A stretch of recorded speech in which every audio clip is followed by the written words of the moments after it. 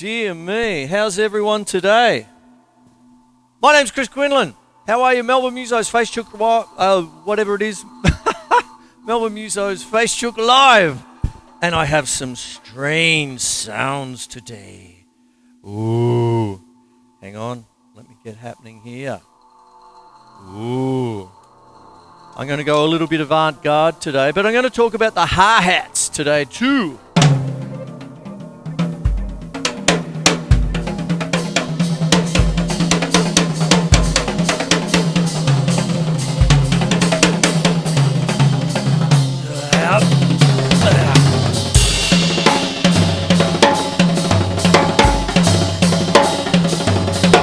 The reason being for hi-hats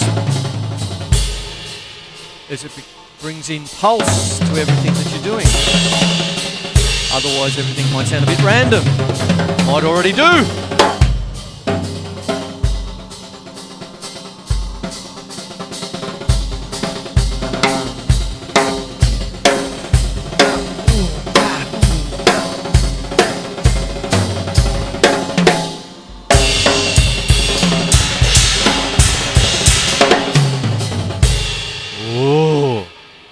Oh my God's that, eh? Hey.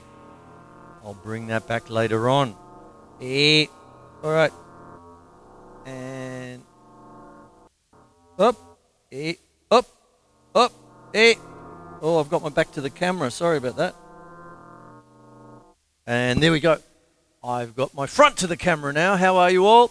Now what I'm doing here, I did something a little bit weird there.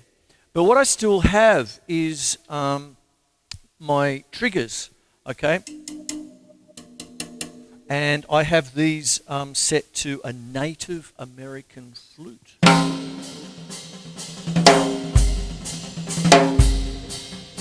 And if I bring it up a little bit,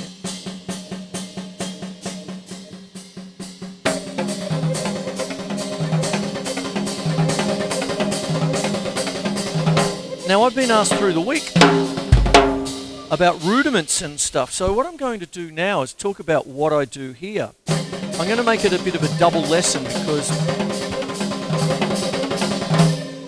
what I'm doing, Andrew Marshall, you brought it up a couple of weeks ago about rudiments and things like that, and it keeps coming back all the time. And a fortnight ago I did the Anzac Day one where it's press roll city and all this stuff. But what happens with rudiments? You've got your rudiments that you've got your straight rudiments, right? So you've got your single stroke rolls, double stroke rolls, and all that business. Then you add flams to them, you paradiddleize them, mix them up, okay, and then you drag them, all sorts of stuff. And what happens is, by their very nature, they're snare drum.